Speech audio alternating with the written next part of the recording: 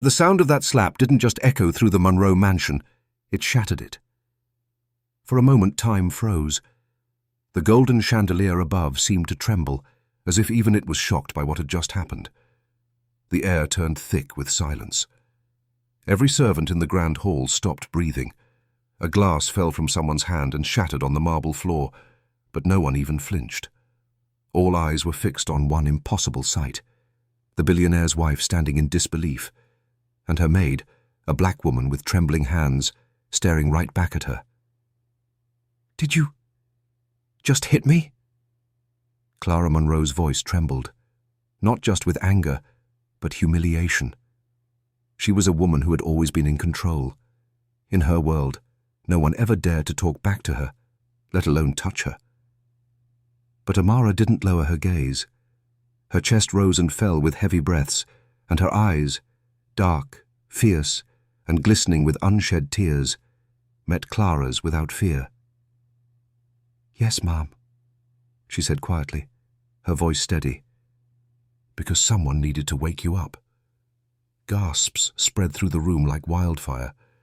The other maids stepped back, some covering their mouths, others whispering prayers under their breath. Everyone knew that Amara had just signed her own fate.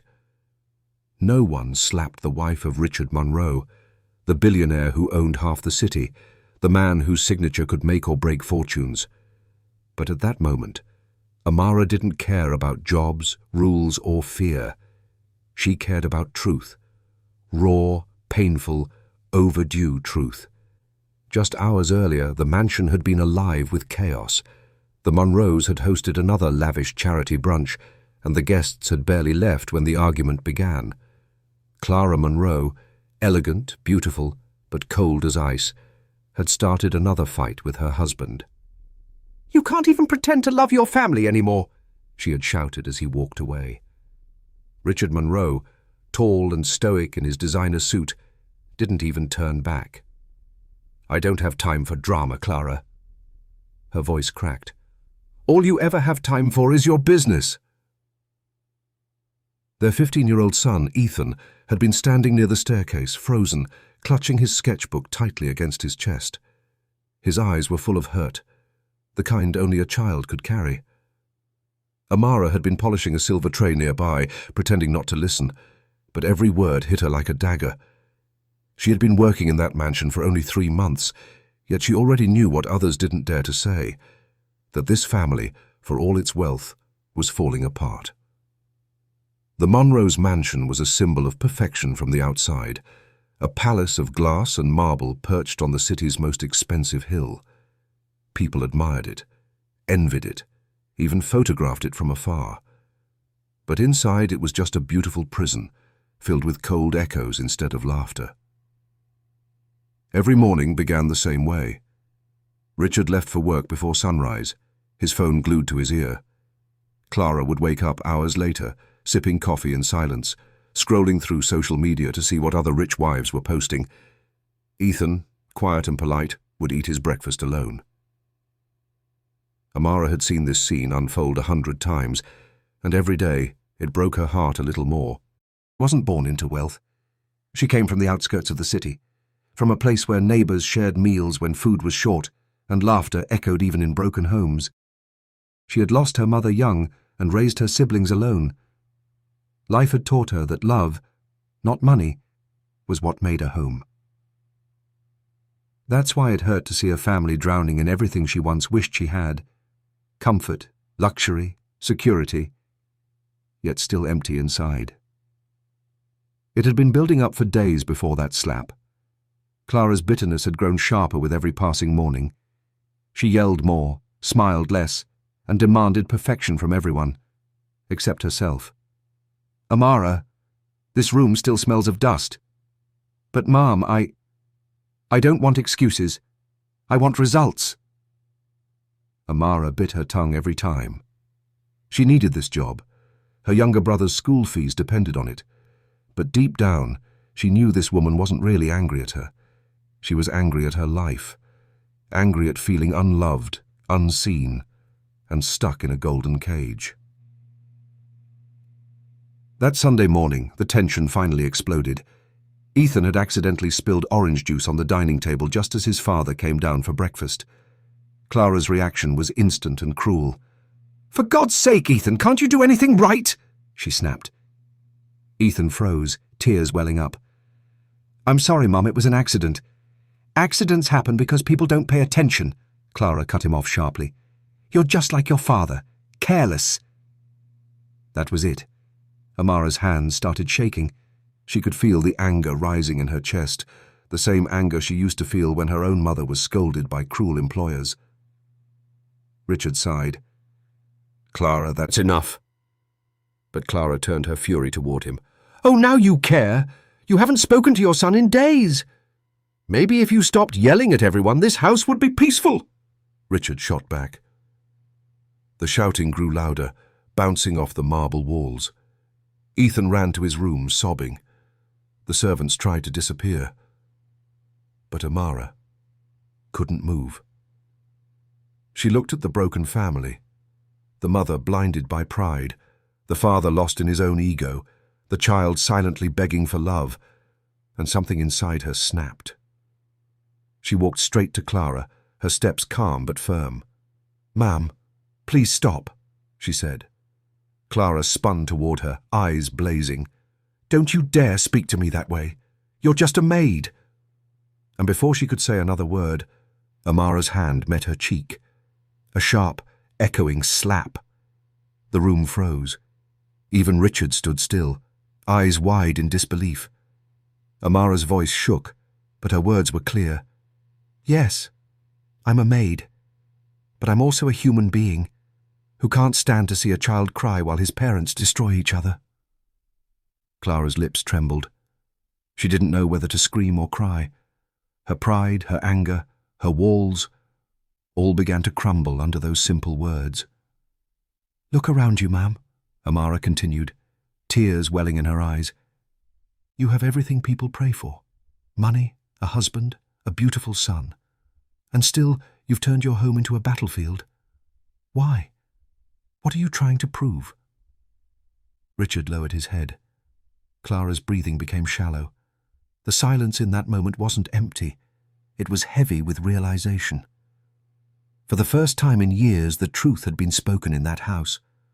Not by a billionaire, not by a therapist, but by a maid who had nothing to lose but her conscience. And though no one knew it yet, that slap, that single act of courage, would become the turning point that changed their lives forever. Mara first arrived at the Monroe mansion. She thought she had stepped into a dream. The driveway alone was long enough to fit her entire neighborhood.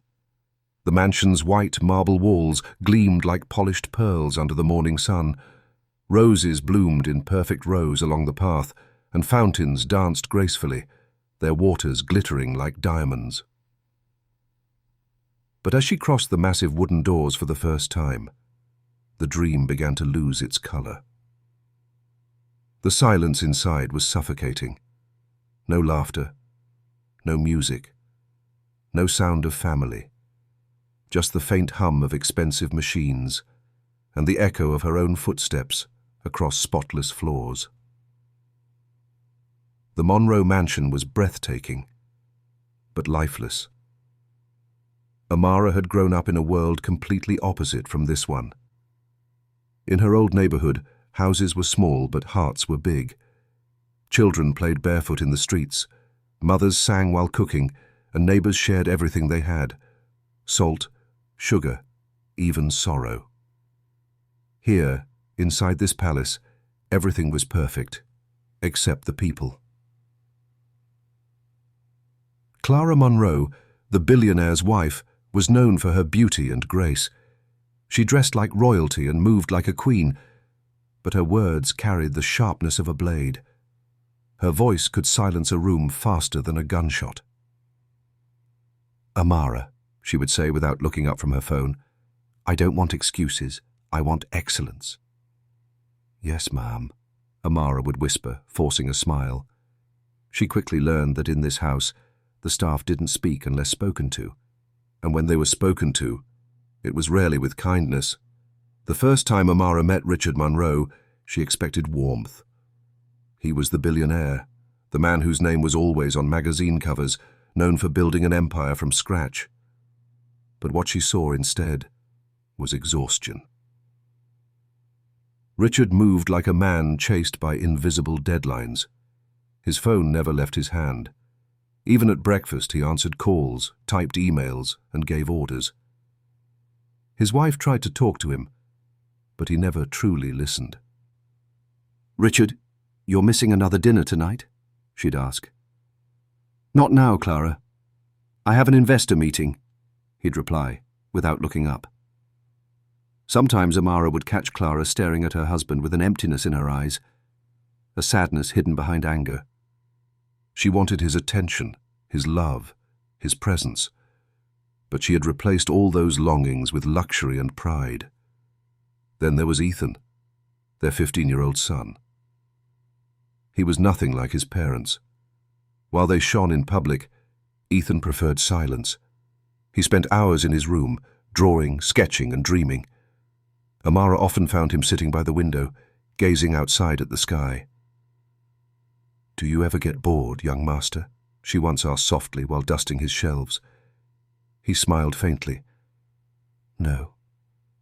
I like watching the world move while I stay still." Those words haunted her. A boy surrounded by everything, yet feeling stuck. She began to notice how often he was alone, how his parents' arguments echoed through the house like thunder, and how he quietly closed his door to block out the noise. One afternoon, Amara brought him a slice of chocolate cake left over from the kitchen. "Your favorite," she said. Ethan looked surprised. "How did you know?" "You smiled when you saw it last time," she replied with a grin. That was the first time he laughed, a small, shy laugh that warmed her heart. Since then, Amara made it her secret mission to bring life back into the boy's days. She talked to him, encouraged him to draw, and even left him little notes of inspiration under his sketchbook. But she couldn't ignore the truth that no amount of kindness from her could replace the love he needed from his parents. Over time, Amara began to see the cracks beneath the glittering surface of the Monroe's life. At every party, Clara smiled the brightest and laughed the loudest. But as soon as the guests left, she would sit in silence, staring at her reflection in the mirror, like she was trying to find the woman she used to be. She had everything: a mansion, luxury cars, designer clothes, but her heart was hollow. Amara once overheard her on the phone with a friend, her voice low and trembling. "I don't know who I am anymore, Michelle," she said. "He doesn't look at me the way he used to. Sometimes I feel like I'm invisible in my own house." That night, Amara stood outside Clara's door, her heart aching. For a brief moment, she wanted to knock and say, "You're not invisible." But she didn't, because maids didn't comfort their employers.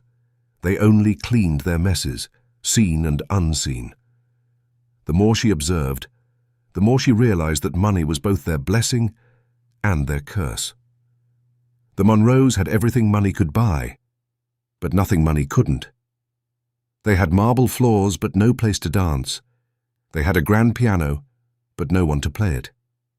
They had family portraits on the wall, but no family unity in the heart. Amara once found an old photograph in Ethan's room, a picture of the Monroes before wealth consumed them. They looked genuinely happy, sitting on a picnic blanket, laughing. Clara's hair was messy, Richard was smiling, and Ethan, just a small child, sat between them holding a balloon. Amara stared at that picture for a long time. What happened to these people, she wondered.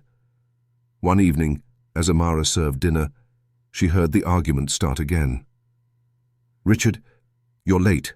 Again," Clara said bitterly. "I told you, the meeting ran long," he snapped. "You always have a meeting. Always an excuse." "Maybe if you didn't make home feel like a war zone, I'd want to come back sooner." Amara froze near the table, clutching a tray. The words were knives, sharp and cruel. Ethan stood at the top of the stairs, silently watching. His small frame trembled. He didn't cry. He just turned around and went back to his room, shutting the door gently behind him. That sound, the quiet click of his door closing, pierced Amara's heart more than any shout could. Later that night, when the mansion finally grew quiet, Amara walked through the dimly lit hallway, the scent of perfume and alcohol lingering in the air. She passed the living room and stopped. Richard was asleep on the couch, his laptop still open, his tie loosened. The light from the screen glowed softly on his tired face. She looked at him, then at the expensive watch on his wrist. It probably cost more than she earned in a year, yet the man wearing it looked empty. Then from upstairs she heard Clara's quiet sobs. That sound broke something in Amara. She whispered under her breath, "How can people with so much feel so little?"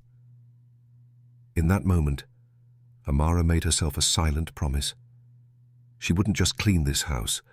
She would try to clean the pain that haunted it. She couldn't change their money. She couldn't change their pride.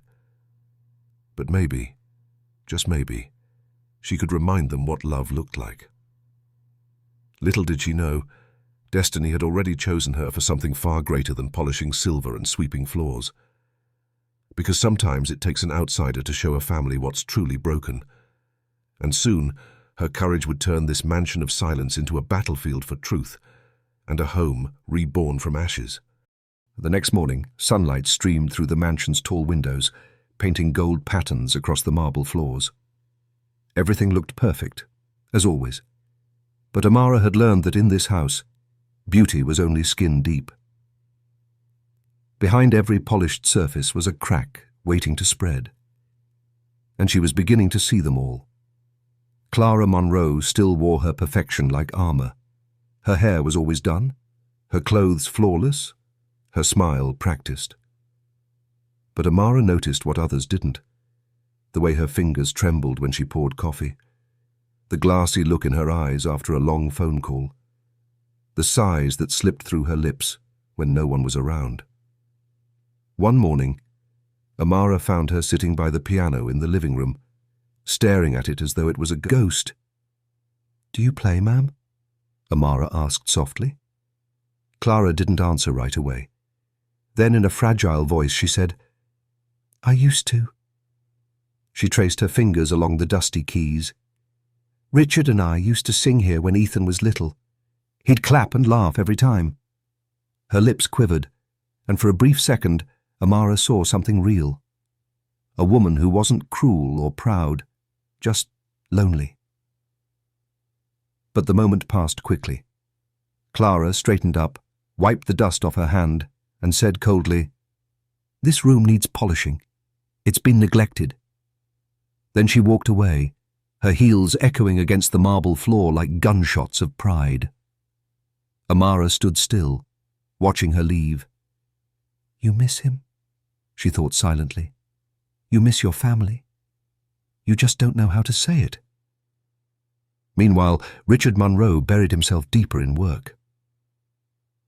If Clara's weapon was pride, Richard's was distance. He spent his days in his office downtown and his nights in his study, surrounded by ledgers and glowing screens. The man who once built an empire out of ambition was now a prisoner to it.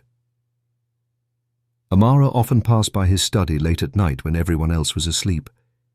The light was always on.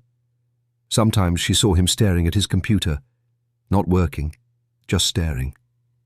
Once, she heard him whisper to himself, "Where did it all go wrong?" It was strange. The world called him powerful. But all Amara saw was a man trapped in regret. Then there was Ethan, the quiet storm at the heart of it all. He rarely smiled now. His once bright eyes had dimmed, hidden behind dark circles from sleepless nights. The sketchbooks that used to be filled with colourful drawings were now filled with heavy pencil strokes, sad faces, broken hearts, lonely silhouettes. Amara noticed how much he flinched every time his parents raised their voices. He never joined them for dinner anymore. He always said he wasn't hungry, even when she could hear his stomach growl. One rainy evening, Amara found him sitting outside on the back porch, soaked to the bone, staring up at the sky. "Ethan," she called, rushing out with an umbrella. "You'll catch a cold." He didn't move. He just whispered, "It's okay. The rain feels better than this house." Those words hit her like a knife. She knelt beside him, holding the umbrella over his head. "Why do you say that, sweetheart?" He shrugged. "Because the rain doesn't yell. It just falls." Tears pricked her eyes. "Your parents love you, Ethan. They're just lost right now." He turned to her, his voice trembling. "Then why do they make me feel like I don't exist?" Amara had no answer. She just pulled him close and let him cry into her arms as thunder rumbled in the distance. That night she made a silent vow. She couldn't fix their marriage, but she could at least protect the boy who was breaking because of it. Over the next few weeks, Amara began to quietly stitch threads of hope through the cracks of the Monroe family. She started with small things, tiny gestures of connection they didn't even notice at first. When Ethan made a drawing of his parents as superheroes, she placed it on the fridge, right where Clara would see it every morning. When Clara cooked something for the first time in months, Amara made sure Richard's favorite dish was on the table that night. When Richard looked stressed, she'd gently say, "Sir, Ethan was asking when you'd be home tonight. He misses you." She never lied. She only reminded them of what they'd forgotten, that love still existed, just buried beneath years of pride and silence. One afternoon, Amara was dusting the library when she heard soft footsteps. It was Richard. He paused at the doorway, looking around at the room filled with untouched books. "My wife loves this place," he said, surprising her. "Or she used to." Amara hesitated, then said carefully, "She still does, sir. Maybe she's just waiting for someone to read with her again." He gave her a small, sad smile, the first genuine smile she had ever seen from him. "You talk like you know us better than we do." Amara looked down. "Sometimes it's easier to see when you're standing outside the glass, sir." He didn't reply, but his expression changed, just slightly, a hint of thought. That night he came home early for the first time in months. But old wounds don't heal easily. The very next morning, Clara mocked him for leaving a meeting early. "What's wrong? Did your phone battery die?" she said with a bitter smirk. Richard didn't answer. He just walked past her, silent. But Amara saw the pain in his eyes and the regret in hers, even if she'd never admit it. This family wasn't evil. They were just broken. Each one carrying a heart full of love, but afraid to show it first. One night, as Amara walked through the hall, she heard a crash from the dining room. She rushed in and found Clara standing there, a shattered wineglass at her feet, tears streaming down her face.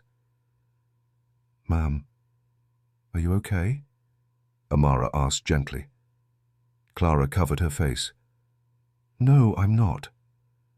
I'm tired, Amara. Tired of pretending that I have the perfect life. Everyone thinks I'm lucky, but they don't see how empty it feels to sleep next to someone who doesn't even notice you anymore." Amara stood there, unsure what to say. Then she simply whispered, "Maybe he still notices. Maybe he's just forgotten how to show it." Clara looked up, her eyes swollen. "You really think so?" Amara smiled softly. "Love doesn't disappear, ma'am. It just hides when hearts get scared." That night, Clara didn't lash out. She didn't shout at anyone. For the first time, she said thank you. Days turned into weeks, and the house began to change. Just a little. There were fewer fights. Richard started having breakfast with Ethan. Clara spent more time at home instead of going to endless social events. It wasn't perfect, but it was a start. Amara watched these small changes with quiet pride. She wasn't just a maid anymore. She was a silent bridge between hearts too afraid to reach out. But she also knew something else. Every storm calms before the final strike. And deep down, she could feel it. The biggest storm in the Munro mansion was still coming. The one that would either destroy them forever or finally bring them back together. And when it came, she would be the one standing at its center.